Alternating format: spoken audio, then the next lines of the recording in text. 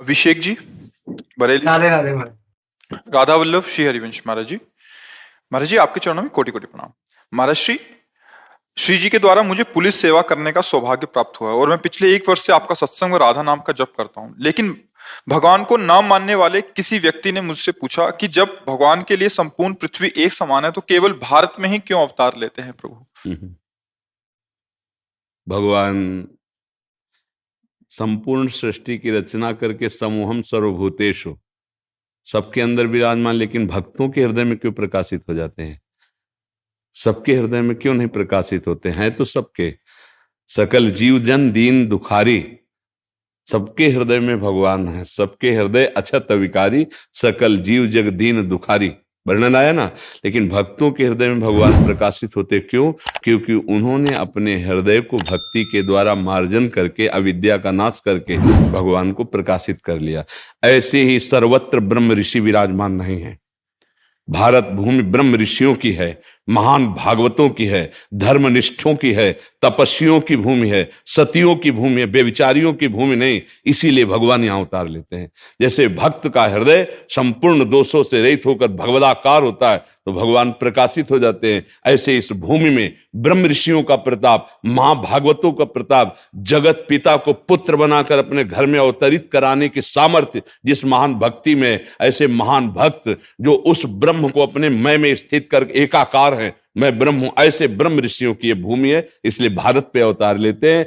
जहां गंगा और यमुना, सती और यतियों की धूम मची है वो भारत भूमि है, व्यभिचारियों की भूमि नहीं है। कि चाहे जैसा भोजन करो और चाहे जैसा व्यभिचार करो तो तुम्हारे अंदर अविद्या प्रकाशित होगी, भगवान प्रकाशित नहीं होंगे। अन्य सब देश प्रांतों में देख लीजिए क्या हो रहा है, और उसी का अनुकरण आज हमारा भारत कर रहा है। तो अब किस दुर्दशा को प्राप्त होता चला जा रहा है? नास्तिकता को प्राप्त होता चला जा रहा है, व्यभिचार को प्राप्त हो। हमारे भारत भूमि में ऐसा धर्म नहीं है। ये विदेश से आया हुआ जो संस्कार है वो हमारे देशवासियों को भ्रष्ट कर रहा है। हमारा देश इसीलिए महान है कि ये सतियों का देश है, यतियों का देश है। ये परम पावन गंगा यमुना का, कहां की नदी ऐसी है जिसको भगवत भाव से देखा जाए, जिसके आचमन अवगाहन मात्र से समस्त पाप नष्ट हो जाएं? कहां की रज ऐसी है जहां की स्पर्श की याचना बड़े बड़े ब्रह्म ऋषि करते हैं? ये वृंदावन धाम, अवध धाम, काशी धाम, द्वारिका, ये कैसे महान महान ये है कहीं? इसलिए भारत भूमि ऋषियों की भूमि है, यतियों की भूमि है, महाभागवतों की भूमि है। इसलिए भगवान यहां अवतार लेते हैं। समझ पा रहे हो किसका प्रश्न है? हाँ, समझ पा रहे हो आप? हाँ, ये आज जो हो रहा है हमारे भारत भूमि का लक्षण नहीं है। ये बाल अवस्था से लेकर व्यभिचार जो प्रारंभ हो जाता है, गर्लफ्रेंड बॉयफ्रेंड, ये लिव इन रिलेशन, ये गंदी बातें हमारे देश की नहीं है। ये हम दूसरे देशों का अनुकरण कर रहे हैं। दूसरे देश वाले हमारे देश का अनुकरण करना चाहते हैं।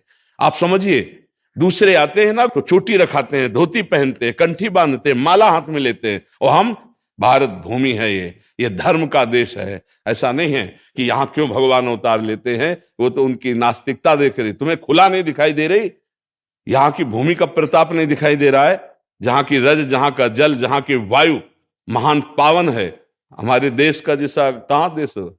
अपने पातिव्रत धर्म से यमराज की भी बुद्धि को चकरा दिया। ऐसी सतिया अपने पातिव्रत धर्म से ब्रह्मा विष्णु महेश को 6-6 महीने का बालक बना दिया। ऐसी सतिया अपने यति धर्म से ब्रह्माकार वृत्ति, भगवदाकार वृत्ति, ये कहां मिलेगी आपको? स्वर्ग और नरक से ज्यादा कहीं वर्णन नहीं है बाहर। तो स्वर्ग और नरक से ज्यादा नहीं है जीवन मुक्त अवस्था, भगवान को अधीन करने वाला प्रेम, ये भारत भूमि में विराजमान। इसीलिए भगवान यहां उतार लेते हैं। है सर्वत्र समूहम सर्वभूतेषु, उस कोई ऐसा कण नहीं जिसमें हमारे भगवान न विराजमान हो। चाहे कोई भी देश हो, कोई भी देश हो, कोई जड़ चैतन्य हो, भगवान स्वयं बने हैं। वासुदेवा स्वरमिति, सब कुछ वासुदेव ही है। वासना वासुदेवस्य वासितम भुवनत्रयम् सर्वभूत निवासोऽस्मि वासुदेव नमोस्तुते। पर साधना और आराधना के द्वारा उनको प्रकट किया जाता है। ये साधना और आराधना से परम पावन भूमि भारत है। ये कोई साधारण नहीं है, ये कर्म क्षेत्र है, ये महान धर्म क्षेत्र है, ये प्रेम क्षेत्र है, ये ज्ञान क्षेत्र है। ऐसा कहीं आपको त्रिभुवन में नहीं मिलेगा, ब्रह्मलोक में भी ऐसा नहीं मिलेगा। जो महाभागवत जन ब्रह्म प्राप्त महापुरुष है उनको ब्रह्मा भी नमस्कार करते हैं। ये वो देश है। आप समझ पा रहे हो? हाँ, ऐसे कभी अपने देश को इस भाव में न देखे। नहीं महाराज जी, नास्तिक लोग कहते हैं ऐसा, मतलब हम नहीं। हाँ, नाम को उनसे परिचय नहीं है, क्योंकि यहाँ जो आएगा वो नास्तिक तो आएगा नहीं, भगवान का कृपा पात्र आएगा। ऐसा नहीं, हमारे भगवान व्यास देव जी ने महाभारत में लिखा है, भारत देश में जन्म होना महान शुभ और भाग्य का प्रतीक है। मानव देह प्राप्त करके मोक्ष पदवी प्राप्त करना, प्रेम प्राप्त करना, ये यही लक्ष्य है, बाहर लक्ष्य नहीं है। बाहर तो पशुता का ज्यादा प्रचार प्रसार है, पशुता ही पशुता।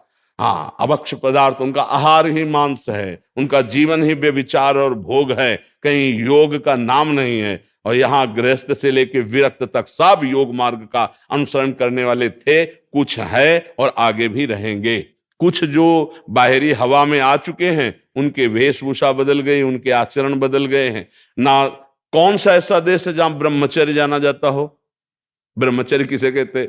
सतीत्व जाना जाता हो, पातिव्रत धर्म जाना जाता हो, यतित्व। अगर कोई तुम्हें मिलेगा ना यति, तो यहीं का चेला होगा।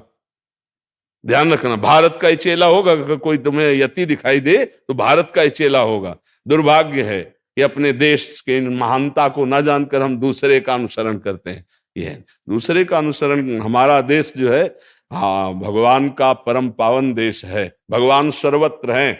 अब आप विचार करके देखिए, भगवान सर्वत्र हैं, सब में हैं। आप यहाँ क्यों आए हैं? जो हम में भगवान है वो आप में है, सब में। आप यहाँ क्यों आए हैं? जैसे हम आपसे प्रश्न करें तो आप इसका उत्तर दे पाओगे? है?